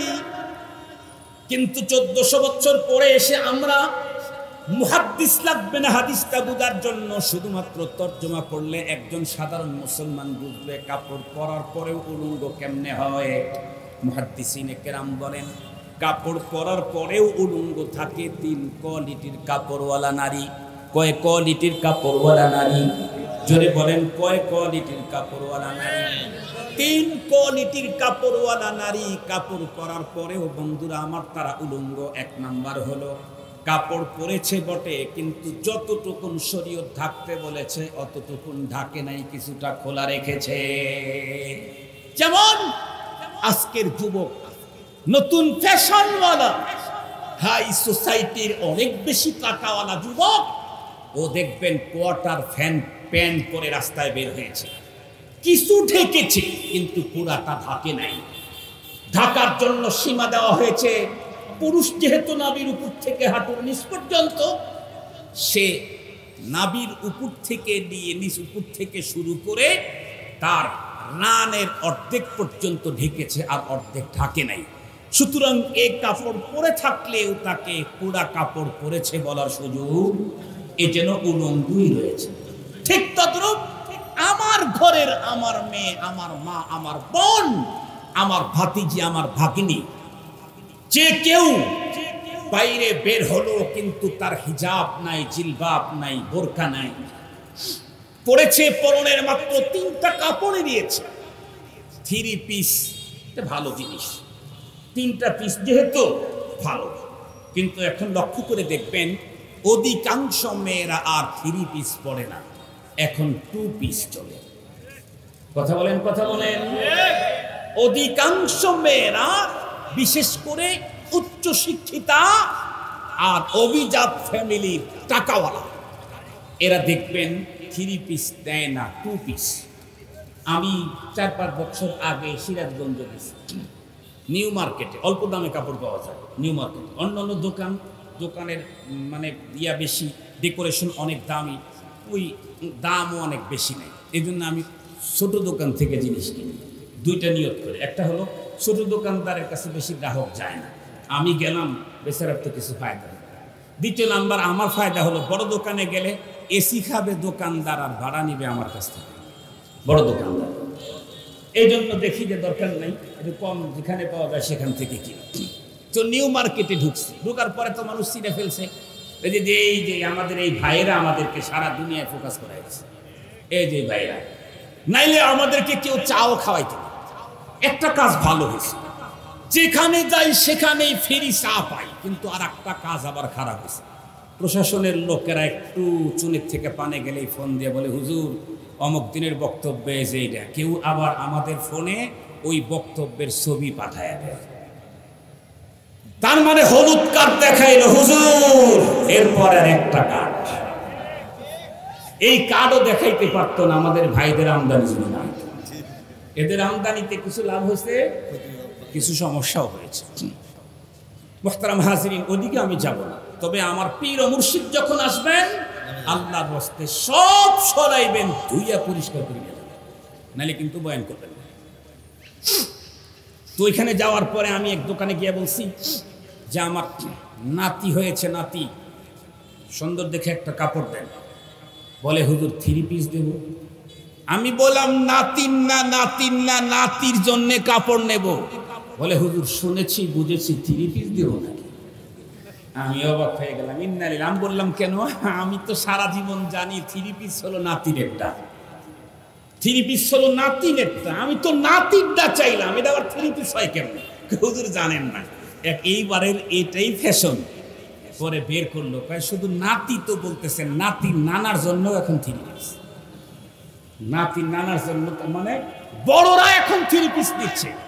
পরে দেখলাম, আপনাদের মনে আছে কিনা, ওইটা অবশ্য চলে গেছে এখন। যুবকরা একটা একদম চিপা পায়জামা, ওর উপরে একটা ফ্যাশন পাঞ্জাবি, এর উপরে একটা এই উপরে একটা রুমাল ঝুলায় রাখতো। আপনারা দেখেছেন কিনা এই ফ্যাশনটা ছিল, আসছিল কিনা? আমি তখন চিন্তা করলাম, ইন্নালিল্লাহ, এই 3 পিস, মেয়েদের 3 পিস এই যুবকের ঘাড়ে চাপাইলো কেডারে? চিন্তা করে দেখলাম এ কাম করছে কাপড় ব্যবসায়ীরা। কাপড় ব্যবসায়ীরা দেখছে যে 3 পিস আর আমার দেশের মেয়েরা নেয় না, ওরা এখন 2 পিসের ভক্ত হয়েছে, 2 পিস নিয়ে চলে। তাহলে আমাদের একটা কাপড়, 3 কাপড়ের একটা, তার মানে 1/3%, 3 ভাগের 1 ভাগ ব্যবসা বন্ধ। না, ব্যবসা বন্ধ করা যাবে না, এটা অন্যের ঘাড়ে চাপায়া হলেও ব্যবসা করতে হবে। এজন্য ডিজাইন করলো, গলার ভিতরে চাপায়া দিল, তাকে বকশিশও কিছু দিল, এটা একটু তুমি খালি দেখায়া দাও। আর আমার দেশের যুবকেরা যদি কোনো মডেল এদের গলায় যদি রশিও দেখে, ওই রশিও লাখ টাকা দিয়ে কিনতে রাজি আছে। ঠিক বললাম? ঠিক বললাম? এটা যুবকদের চয়েস, এটা যুবকদের চয়েস, এটা এই যুগের মুসলিম যুবকের চয়েস। কিন্তু সোনালী যুগের মুসলিমদের চয়েস ছিল আরেকটা। সোনালী যুগ সাহাবায়ে কেরামের যুগ, তাবেঈর যুগ, তাবেঈর যুগ। সেই যুগের যুবকদের চয়েস ছিল আরেকটা। তাদের চয়েস, তাদের স্বপ্ন, তাদের সবকিছু হলো মুহাম্মাদুর রাসূলুল্লাহ সাল্লাল্লাহু আলাইহি ওয়াসাল্লাম। নবীজি যা করতেন সাহাবী তাই করতেন। নবী আলাইহিস সালাম এক জায়গায় পেশাব করতে বসতেন, নবীজির জরুরত হয়েছে পেশাব করার জন্য বসতেন। আর এক সাহাবীর জরুরত নাই পেশাব করার জন্য, কিন্তু নবীজি এখানে বসছেন, এই জন্য উনিও যা বসে চেষ্টা করে করে 1-2 ফোঁটা পেশাব করে তারপরে হয়ে গেছে। কি পরিমাণে ভক্ত, কি পরিমাণে অনুকরণ! আজকের যুবকেরা মডেল বানাইছে পশ্চিমাদেরকে। আর আল্লাহ পাকের রাসূল বলেও দিয়েছেন, তুমি যাকে মডেল বানাইবা মরণের পরে তোমাকে বঞ্চিত করা হবে না, তোমার মডেলের সাথে তোমাকে হাসর করায় দেওয়া হবে। সুতরাং মুসলিম তরুণ আর যুবকেরা নেইমার আর মেসিকে মডেল বানাইছো, প্রস্তুত থেকো। আব্দুল বাসেত খানের বাবাকে দিয়ে জানাজা করাইলেও তোমার অন্তরে নেইমার মেসির মুহাব্বত নিয়ে যদি মরে থাকো, তার সংস্কৃতি যদি লালন করে থাকো, আব্দুল বাসেত খানের বাবারে দিয়ে জানাজা করাইলেও হাসর হবে নেইমার আর মেসির সাথে। পয়গম্বরী কাতারে দাঁড়াবার কোনো প্রশ্নই, সাহাবায়ে কেরামের কাতারে হাসর হওয়ার কোনো সম্ভাবনা নাই। এখন তুমি ভাবো যুবক, পরপারে আখিরাতে ময়দানে মাহশরে কার কাতারে দাঁড়াইতে চাও? মুহতারাম হাজরিন, যে কথা আমি বলতেছিলাম, তো আমার মেয়ে আমার মা, এই অবস্থায় কিছু অংশ ঢাকলো, কিছু অংশ খোলা রেখে বের হলো, সে তো জাহান্নামে যাবেই যাবে। জাহান্নামের কোন জায়গায় যাবে, কোথায় থাকবে? নবীজি বলেন, জান্নাতে তো যাবে না, জান্নাতের ঘ্রাণ পাওয়া যায় এমন এরিয়াতেও এই জাতীয় মুসলিম নারীদেরকে থাকতে দেওয়া হবে। এই মুসলিম নারী একাই শুধু জাহান্নামে যাবে তাই না, এই মুসলিম নারীর গার্ডিয়ান যে আছে, তার ভাই অথবা বাবা অথবা বড় আব্বা, আঙ্কেল, চাচা বলেন, যাই বলেন, মামা বলেন, গার্ডিয়ান স্বামী বলেন, যে আছে সে দেখেছে তার মা মেয়ের ইসলাম বিরোধী চলাফেরা, তারপরেও কখনো বাধা দেয় নাই, বরং তাকে চলার জন্য সহায়ক অনেক কিছুই ব্যবস্থা করে দিয়েছে। পয়গম্বরের হাদিসের ভাষায় এই লোকটাকে দুয়ুস বলা হয়। এই লোকটাও বন্ধুরা আমার মেয়ের অপরাধের কারণে একে জাহান্নামে যেতে হবে। মুসলমান ভাইরা রে, আমার লম্বা কথা বলতে চাই না, তো বলতেছিলাম কাপড় পরার পরেও উলঙ্গ তার 1 নাম্বার সূরত হলো যতটুক পর্যন্ত ঢেকে রাখতে বলেছিলেন ততটুক পর্যন্ত ঢাকে নাই, ঢেকেছেন কিন্তু পুরাটা ঢাকে নাই। এও পোশাক পরার পরে উলঙ্গ, আরো একজন পোশাক পরার পরে উলঙ্গ। কে? বলে পুরাটাই ঢেকেছে তো ঢেকেছে, আরো বেশি করে এক্সেস কাপড়ও রেখে দিয়েছে, কিন্তু কাপড়টা তার এত বেশি পাতলা, উপর থেকে বন্ধুরা আমার 3 পাট্টার পরেও ভিতরের শরীরের সবকিছু দেখা যায়। যেই অংশটা পুরুষের যেমন নাভির উপর থেকে হাঁটুর নিচ পর্যন্ত ঢেকেই রাখতে হবে, রব্বুল আলামিন বলেছেন শুধুমাত্র কেবলমাত্র কাপড় জড়ানো তোমাদের জন্য, এই কারণে কাপড় দেই নাই, বরং ইউয়ারি ঢেকে রাখবা, পর্দা দিবা, ভিতরে দেখতে দিবা না। এজন্য সাওআতিকুম, এই অংশটাকে এজন্য আমি কাপড় নাজিল করলাম। পুরুষের এই অংশের ভিতরে এমন কোন পোশাক, এমন কাপড়, যেই কাপড় পরলে পুরুষের নাভির থেকে হাঁটুর নিচ পর্যন্ত অংশগুলি দেখা যায়, এটা যেমন পুরুষের জন্য জায়েজ নাই, নারীর যতটুকুন অংশ শরীয়তের ভিতরে সতর ঘোষণা করেছে অতটুকুনের কোনো জায়গাতেই এই জাতীয় পোশাক পরা নারীর জন্য জায়েজ নাই। এই জাতীয় পোশাক যে পরলো, সে পোশাক পরার পরেও উলঙ্গ। নবী বলেন কাসিয়াতুন আরিয়াত, আরো এক প্রকারের পোশাক পরেছে কিন্তু সে উলঙ্গ। বন্ধুরা আমার, মুহাদ্দিসিনে কেরাম তার ব্যাখ্যায় রেখেছেন সে কারা। বলে না, অর্ধেকটা ঢাকে নাই, পুরাটাই ঢেকেছে। আবার বন্ধুরা আমার, একদম পাতলা কাপড় দিয়েও বন্ধুরা আমার ঢাকার চেষ্টা করে নাই, বরং মোটা কাপড় দিয়েই কাজটা করেছে। কিন্তু যেই পোশাকটা তৈরি করেছে, পোশাকটার নাম হলো স্কিন শার্ট, এটাও স্কিন শার্ট, প্যান্ট এটাও স্কিন প্যান্ট।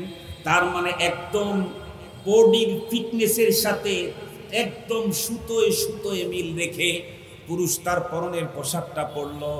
যেই পোশাক টাইট হওয়ার কারণে তার শরীরে আল্লাহ প্রদত্ত ডিজাইন, উঁচু নিচু গ্যাপ গুপ যা আছে সবগুলি উপর দিয়ে অমনটি দেখা গেল, নারীরটাও যদি এমনটি দেখা যায়, মুহাদ্দিসিনে কেরাম বলেন এই জাতীয় পোশাক যারা পরে আল্লাহর পয়গম্বর তাদের বেলায় বলেছেন কাসিয়াতুন আরিয়াত। ও কাপড় পরলে কি হবে?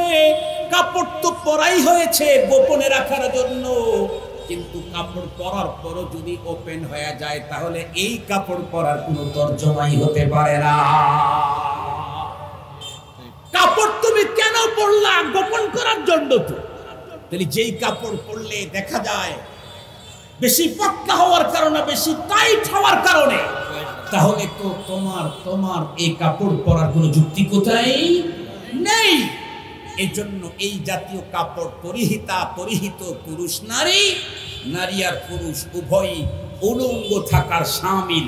নবীজি বলেন ওরা এই জাতীয় পোশাক পরে রাস্তায় যখন বের হবে, কিছু অংশ খুলে রাখবে, কিছু ঢেকে রাখবে, অথবা একদম পাতলা পোশাক পরবে ওই নারীগুলি, অথবা একদম স্কিন পোশাক, টাইট পোশাক পরে বের হবে। ওদের লক্ষ্য হলো মুমিলাতুন মাইলাত, ভিন্ন পুরুষকে নিজের প্রতি আকৃষ্ট করতে চায়, ওরাও অন্য পুরুষের প্রতি আকৃষ্ট হতে চায়। শুধু কি তাই, পোশাকে তো এমন ডিজাইন করবেই, ওই নারীদের আরো একটা স্বভাব থাকবে, রুসুহুন্না কাআদনিবাতি বুখতিল মাইলা, ওদের মাথার চুলের ডিজাইন করবে হলো উটের পিঠে যেমন উঁচু হয়ে থাকে, ওদের মাথার চুলের অংশ, এই পিছনের অংশটা উঁচু হয়ে থাকবে। বলেন তো, এখন কাঁকড়ার আমদানি হয়েছে না? এখন কাঁকড়া খাওয়া যায় যে, সেই কাঁকড়া খাওয়া যায় নাকি? না, যায় মানে জায়েজ বলবে মা, অনেকে খায়, ভদ্রলোকেরা খায়।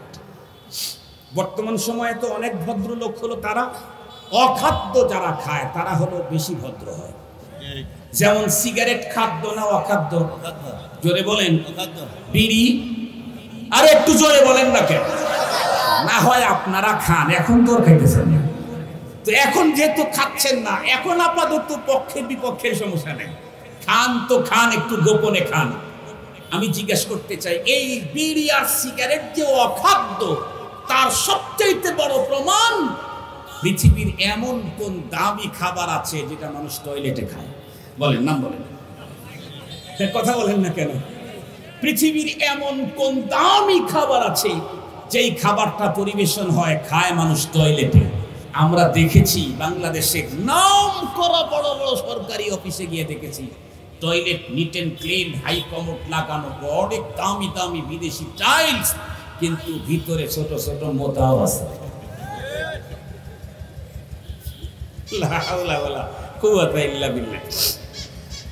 দুই শ্রেণীর মানুষ টয়লেট আর বেসিনে ঢুকলে এটা পরে আর যারা ঢোকে তাদের কষ্ট হয়। এখন তো সমস্যা একটা হলো যারা পান খায়, অনেক পান খানেওয়ালা আছে, এরা যদি বেসিনে ঢোকে আল্লাহর নাম বলে খালি একবার যদি কুলি ছাড়ে পরবর্তীতে যে যাবে তার হাত কি এমন নোংরা, তো নোংরা সম্মের নোংরা। আমি অনেক কষ্ট পেয়েছি তাই কথাটা বলে ফেললাম। আর একটা হলো ওই যে মোতা রাখছে যে ইন্নালিল্লাহ, ভিতরে ঢুকলে ওই যে উপরে রাখছে ওটার নাম যেন কি ভুলে গেলাম, এই যে বাসনা করে ইংরেজি নামটা ভুলে গেলাম, ভিতরে একটা ই রাখে না টয়লেটের ভিতরে যেটা সুন্দর ঘ্রাণ আসে, ওডেল, জি জি জি, এই যে সেইটা রাখলে দেখছি ওইটার কোনো পাওয়ারই থাকে না, নিচের মোতার বয়স। যারা খায় না ভিতরে ঢোকে ওরাই বোঝে পেশাব করতে কয়দিন গেল, এত কষ্ট মুহতারাম হাজিরিন। অথচ এটা দামি যারা খায় তারা হলো। আল্লাহ তাআলা আমাদেরকে এই অখাদ্য থেকে হেফাজত করুন। আমিন। বাংলাদেশের এক জরিপে আসছে ধূমপানের কারণে, ধূমপানের যত সামগ্রী আছে এগুলি থেকে সরকার যে ভ্যাট ট্যাক্স পায় তার তুলনায় ধূমপানের কারণে সরকারের যে ডোনেশন দিতে হয় পাবলিক সাধারণ লোকের পিছনে, আমাদের পিছনে, এক দুই বছরের টাকা জমা করলে যমুনা সেতু বানানো সম্ভব। আল্লাহ আমাদেরকে হেফাজত করুক, সেদিকে যেতে চাই না। বক্তারা আমি বলতেছিলাম তাহলে তিন প্রকারের মানুষ কাপড় পরার পরেও, কথা বলেন না কেন, উলঙ্গ। বলতেছিলাম মেয়েরা এখন কাকড়া, কাকড়া থেকে কথা আসছে, এই যেখানে এভাবে একটা লাগাইয়া দিয়া পিছনের অংশটা উঁচা করে, এরপরে যদি কোনো একটা কাপড় উপরে দিল দিল না দিল না দিল, রুউসুহুন্না কাআজনিবাতি বুখতিল মাইলাত, এই নারীরা হেলে দুলে যাবে, অন্যদেরকে নিজের প্রতি আকৃষ্ট করবে, নিজেরা অন্যের প্রতি আকৃষ্ট করবে। ইদানিংকালে যেই সমস্ত মেয়েরা বলতেছে যে স্বাধীন হয়েছে দেশ, 50 বছর পেরিয়ে গেছে এখনো পর্যন্ত পোশাকের স্বাধীনতা পেলাম না, আমার মনে হয় এদের চাইতে বড় পাগল আল্লাহর জমিনে আমিও কোনোদিন দেখলাম না। কারণ দেশ স্বাধীন হওয়ার মানে কি সব ব্যাপারেই স্বাধীন। সব ব্যাপারে যদি স্বাধীন হয় তাহলে এদেশে এত আইন আদালত, এত কেস কানুন কেন? আমি যা খুশি তাই করব, আমি স্বাধীন। পৃথিবীর সবচাইতে নাম করা দেশ আমেরিকা, ব্রিটেন, সেখানেও আইন আদালত জেলখানা আছে না নাই? সবচাইতে বেশি স্বাধীনকামী মানুষ তারা, তারপরেও সে দেশে আইন আছে, আদালত আছে, বিচার আছে, সে দেশে জেলখানা আছে। বোঝা গেল স্বাধীন দেশে আমার হাত থাকলেই হাত দিয়ে আমি যা খুশি তাই করতে পারবো না। আমার চোখ থাকলে আমি আমার চোখকে স্বাধীনতার অর্থে যাকে খুশি তাকে দেখবো, যেমনে খুশি তেমনে দেখবো, তাহলে চোখ থাকবে না। ঠিক বললাম না ভাই? ঠিক বললাম। গরিবের দিকে নজর করলে না হয় চোখটা থাকতে পারে, পাওয়ারফুল কারো দিকে আমার চোখ দিয়ে আমি দেখবো, যাকে খুশি তাকে দেখবো, যেখানে খুশি সেখানে দেখবো, যেমন খুশি তেমন দেখবো। বলবে এত দামি চোখ দুনিয়াতে রাখা দরকার নাই, তুলে ফেলে দিই। মুহতারাম হাজিরিন, স্বাধীন হওয়ার অর্থ উলঙ্গ হয়ে যাওয়া নয়, স্বাধীন হওয়ার অর্থ কাপড় ছাড়া রাস্তায় চলা নয়। মুহতারাম হাজিরিন, খুব ভালো করে কথাগুলি বোঝার জন্য চেষ্টা করবেন। আমাদের দেশে কাপড় খুলে দেয় মানুষ কখন? মানুষ যখন অপকর্ম করে, অন্যায় অবিচার করে, তাকে লজ্জা দেওয়ার জন্য কাপড় খোলে। যারা নিজের ইচ্ছায় কাপড় খুলে চলতে চায়, আমরা তাদেরকে সুস্থ মানুষের কাতারে শামিল করতে পারব না। এদেরকে মনে হয় পাবনায় নিলে সবচেয়ে ভালো হবে, ওইখানে ভালো চিকিৎসক আছে, আমাদের কাছে আমাদের ফতুয়া দিয়ে কাজ হবে না, পাবনায় নিয়ে চিকিৎসা করতে হবে। এদের রুচির সমস্যা হয়েছে, মেন্টালিটি প্রবলেম হয়ে গেছে। আল্লাহ পাক রব্বুল আমিন আমাদের সকলকে এই হাকিকত, এই সত্য কথা, বাস্তব কথাগুলি বোঝার তৌফিক দান করুন। কারো জোরে বলেন আমিন। মুহতারাম হাজিরিন, দেখতে দেখতে ঘড়ির কাঁটা একদম কাছাকাছি, 10 মিনিট পরেই বয়ান ছেড়ে দিতে হবে। এজন্য এই ব্যাপারে আমি আর আলোচনা আগে নিতে চাচ্ছি না। পোশাকের ব্যাপারে আল্লাহ পাক বলেছেন, আমি যে পোশাক দিয়েছি দুটি টার্গেট নিয়ে দিয়েছি। কয় টার্গেট? কথা বলেন না কেন, কয় টার্গেট? এক নাম্বার হলো ইউয়ারি সাওআতিকুম, তোমরা তোমাদের বিশেষ অঙ্গগুলোকে ঢেকে রাখবে। আর একটা হলো ওয়ারিশা, আর একটা কি বলেন? রিশা আইলিত তাজাম্মুল। আর একটা হলো আরে হাফ প্যান্ট পরে, বলেন তো দেখি, নাভির নিচ থেকে, নাভির উপর থেকে হাঁটুর নিচ পর্যন্ত ঢাকলেই সতর ঢাকা হয়ে গেল। এখন এই অবস্থায় একজন মানুষ চলতে কোনো শরীয়তে বাধা নেই, কিন্তু তাই বলে আপনাদের শাহী মসজিদের খতিব সাহেব যদি আগামী জুমায় শুধু হাঁটুর নাভির উপর থেকে হাঁটু পর্যন্ত ঢাকে নাই, আরো একটু নিচে দিয়ে নেসপোশাক ঢাইকা এরপরে খুতবা দেওয়ার জন্য গেছে, তাহলে খতিব সাহেব যদি পাওয়ার বেশি থেকে থাকে তাহলে সে খুতবা দেওয়ার অধিকার পাবে, কিন্তু নামাজে দাঁড়ায় সালাম ফিরে এলে ডান দিকেও দেখবে মুসল্লি নেই, বাম দিকেও মুসল্লি। যদি বেশি পাওয়ার থাকে নামাজ হয়তো পড়াইতে পারে, কিন্তু তার পিছনে কোনো মুসল্লি খুঁজে পাওয়া যাবে না। বরং খতিব সম্মানী মানুষ, তাহলে তার জন্য কাপড় অল্প না বেশি? আর জোরে বলেন। আমরা সাধারণ মুসল্লি মাথায় একটা টুপি, কিন্তু খতিব সাহেব যেহেতু সম্মানী, শুধু টুপি দেওয়া হবে না, পারলে একটা পাগড়ি, না হয় কমপক্ষে একটা রুমাল। কথা বলেন, কথা বলেন। আমরা সাধারণ মুসল্লি, আমরা নরমাল একটা জামা আর লুঙ্গি 3 কোণে করে পড়ে গেলাম, সমস্যা নাই, কিন্তু খতিব সাহেব সম্মানী, উনি পায়জামা পরে যাবেন এবং সুগন্ধি পরবেন, পারলে পায়ের ভিতর নিচের থেকে একটা মোজাও পরে যাবেন। এটা শরীয়ত বলে দিয়েছে। এটা শুধু মুসল্লিদের চাওয়া না, শরীয়তেরও চাওয়া। শরীয়ত স্পষ্টই বলে দিয়েছে, কেউ যদি জুমাবার ঘুম থেকে আগে আগে উঠে উত্তম রূপে গোসল করলো, তার কাপড়ের ভিতরে সবচেয়ে দামি সুন্দর কাপড়গুলি পরিধান করে। সুবহানাল্লাহ বললেন না? যে বাসার ভিতরে যদি সুগন্ধি থাকে, আতর একেবারে উদ আল আসলি, একেবারে অরিজিনাল হবিগঞ্জে যে উদ তৈরি হচ্ছে এখন বিদেশে পাঠানো হয়, সেইখান থেকে নিয়ে আসলো 1 আউন্সের দাম 10,000 টাকা, এই রকমের আতর লাগানো। এরপরে মুসল্লি, মুহতারাম হাজিরিন, মুসল্লিদের জন্য অপশনটা আগে বলি, খতিব সাহেবটা পরে বলি। এরপরে মুসল্লি মসজিদের দিকে আগে আগে গেল, কোন মানুষের ঘাড়ের উপর দিয়ে ডেঙ্গায় গেল, তার মানে একজন বসছে, উনি পিছন থেকে একদম অনেক এদিক এদিক এদিক করে আল্লাহ কি করবে, কারো ঘাড়ের উপরে পা উঠায়া আঘাত করে সামনের দিকে গেল না, যেখানে জায়গা পেল সেখানেই বসে পড়লো। এরপরে দুনিয়াবি কোনো কথাই বলল না। খতিব যখন খুতবা শুরু করলো, চুপ করে মনোযোগ দিয়ে খুতবা শ্রবণ করলো। এরপরে খতিবের সাথে ইমামে অংশগ্রহণ করে আসসালামু আলাইকুম, আসসালামু আলাইকুম বলল। এরপরে বাড়ির দিকে রওনা করলো। হাদিসে বিকেলে রাসূল করিম সাল্লাল্লাহু আলাইহি ওয়াসাল্লাম বলেন, এই লোকটা আজকে যত কদম উঠাবে, প্রত্যেক কদমে 1 বছরের নেকি, 1 বছর নামাজ, 1 বছর রোজার নেকি তার আমল হয়। কদমে কদমে। মোল্লা আলী কারি রহমাতুল্লাহ আলাইহি বলেছেন, মোল্লা আলী কারি রহমাতুল্লাহ আলাইহি বলেছেন, নফল ইবাদতের এই পরিমাণের ফজিলত একটাই মাত্র সহিহ হাদিসের দ্বারায় পাওয়া যায়, আর অন্য কোনো আমলের ব্যাপারে পাওয়া যায় না। মুহতারাম হাজির, ইমামকে তো আরো বেশি কিছু করতে হবে, তাই না? আল্লাহ পাক কোরআন শরীফের ভিতরে অপশন দিয়েছেন। সুবহানাল্লাহ বললেন না? আল্লাহ পাক বলেন, ইয়া বানি আদম قد أنزلنا عليكم لباسا يواري سوآتكم وريشا। এ বানি আদম, আদম সন্তান, আমি তোমাদের জন্য পোশাকের উপকরণ নাজিল করলাম, যাতে করে এ দিয়ে পোশাক তৈরি করে, পোশাক বানিয়ে, পোশাক দিয়ে তুমি তোমার বিশেষ অঙ্গ সতর যেগুলি আছে সেগুলাকে 24 ঘন্টায় ঢেকে রাখো। ওয়ারিশা, এবং আরো তুমি তোমার দেহের আর সৌন্দর্য বাড়াবার জন্য আরো অনেক বেশি অন্য অন্য পোশাক তুমি পরো। যেমন পাঞ্জাবি তুমি লাগাইলা, পাঞ্জাবি না পড়লেও বন্ধুরা আমার কোনো গুনাহ, কথা বলেন না কেন, গুনাহ আছে নাকি? আমি যদি এখানে পাঞ্জাবি পরে না আসে আমার কি গুনাহ হতো? তবে মানের ঘাটতি হতো কিনা, সৌন্দর্যের কমতি হতো কিনা?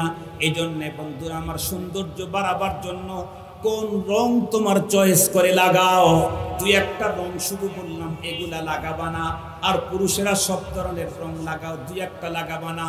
নারীরা যে রং চাও লাগাও, যেমন প্রিন্টের কাপড় মনে চায় পরো, যেমন ডিজাইনের কাপড় মনে চায় পরো। রব্বুল আলামিন বললে দিলেন না এই বন্ধুরা আমার যে শুধু এইটাই পড়তে হবে, এইটাই পড়তে হবে। তুমি উপরে মাথার মধ্যে টুপি লাগাও, এর উপরে আবার রুমাল লাগাও, এর মাঝখানে তুমি আমার পাগড়ি পরো, আবার গায়ের ভিতরে তুমি আবায়া পরো। এ যুবক পুরুষ তোমরা তোমাদের মতো করে তোমরা তোমাদের যে পোশাক আছে একটু লম্বা করে পরো। তবে একটা ডিজাইন দিলাম, সেটা হলো পুরুষের উপর থেকে ঝুলন্ত কোনো কাপড় যেন গিরার নিচে চলে না যায়। উপর থেকে ঝুলন্ত কোনো কাপড় গিরার নিচে গেলে ওই অংশটা কোথায় যাবে? আর একটু জোরে বলেন, কোথায় যাবে? আমাদের বলেন তো দেখি, আমাদের ভাইদের গিরার নিচে কাপড় যায় না? গুনাহে বেলজ্জত, মজা নাই কিছু, লাভ নাই কিছু, কিন্তু গুনাহ বড় সিরিয়াস, অপরাধ বড় সিরিয়াস। আল্লাহ আমাদেরকে হেফাজত করুন, জোরে বলেন আমিন। শুধু কি তাই? অল্প দামি পোশাক তোমার বেশি ভালো লাগতেছে না। পোশাক পরে মানুষ বাড়তি পোশাক পরে হলো তিন কারণে। কয় কারণ? একটা হলো আসায়েশ, আরায়েশ, আর একটা হলো নমায়েশ। আসায়েশ, আরায়েশ, নমায়েশ। একটা হলো আরামের জন্য, সৌন্দর্যের জন্য, আর একটা হলো লোক দেখাবার জন্য। শরীয়ত বলে দিয়েছে যত দামি পোশাক তোমার যদি সক্ষমতা থাকে তুমি পড়তে পারো, তবে তোমার উদ্দেশ্য টার্গেট থাকতে হবে শরীরের আরাম, না হয় সৌন্দর্য। নমায়েশ, পরে একটু দেখাইলাম যে দেখ আমারও জামা আছে কয় হাজার টাকা দামের, তাইলে জায়েজ। কথা বলেন, তাইলে জায়েজ? আবার বলেন, তাইলে জায়েজ? আরেকজনের উপরে ভাব দেখাবো, অহমিকা, অহংকার দেখাবো, এই জন্য দামি পোশাক পরা জায়েজ নেই। আমার আরামের জন্য, সৌন্দর্যের জন্য জায়েজ, হাজার বার জায়েজ, বরং উত্তম। সুবহানাল্লাহ বললেন না? মজার দুইটা হাদিস আপনাদেরকে শোনায় আমি আমার আলোচনা শেষ করে দিই। মজার হাদিস, জীবনে বহু হাদিস শুনছি, আজকে একটা ব্যতিক্রম হাদিস শোনেন। মুহতারাম হাজির, একটা বলি, আরেকটা বলার সময় নেই। এই পৃথিবীর সমস্ত মানুষের জন্য মুসলমানদের মডেল কে? বিশ্বনবী। বলেন কে? বিশ্বনবীজি সবসময় নর্মাল পোশাক পরতেন, নর্মাল পোশাক পরতেন সবসময়, কিন্তু নবীজির জীবনে দুই একটা দামি পোশাক পরেছে। সুবহানাল্লাহ বললেন না? নবীজির এক ইয়া ছিল, কি বলে, চাদর ছিল। ও চাদর তো আরবের ভিতরে মশহুর ছিল কালা কম্বল নামে। সুবহানাল্লাহ বললেন না? যে কালা কম্বল নামে মশহুর ছিল। নবীজির এক জুব্বা ছিল, নবীজির একটা জুব্বা নবীজিরা পরতেন, যেই জুব্বার সেই যুগে দাম ছিল 2000 স্বর্ণের টাকা। এখন একটা স্বর্ণের টাকার দাম 80,000, এর 80,000 প্লাস 2000 স্বর্ণের টাকা। তাহলে কয় কোটি টাকা দামের জুব্বা মুহাম্মাদুর রাসূলুল্লাহ সাল্লাল্লাহু আলাইহি ওয়াসাল্লাম পরেছেন। বাসায় গিয়ে যোগ করে, বাসায় গিয়ে যোগ বিয়োগ করবেন। 2000 সেই যুগের 2000 স্বর্ণের টাকা দিনার। এত দামি পোশাক পয়গম্বর পরেছেন কেন?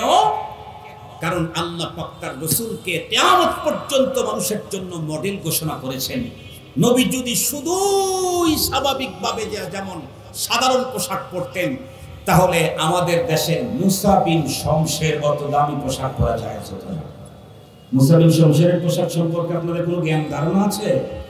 আল্লাহ, আর এক কলমের দাম বলে 1/2 কোটি, এক জুতার দাম বলে অর্ধ কোটি টাকা, ওর পরনের একটা পাঞ্জাবির দাম বলে 1 কোটি টাকার কাছাকাছি। ওর হাতের ভিতরে যে ঘড়ি আছে, এই ঘড়ি পৃথিবীতে একটাই শুধু ওর কাছে, আর কারো কাছে নেই। আপনি যদি সক্ষমতা থাকে, আপনি 20,000 টাকা গজের জামা বানাইতে পারবেন, তবে শর্ত হলো মানুষ দেখাবার জন্য।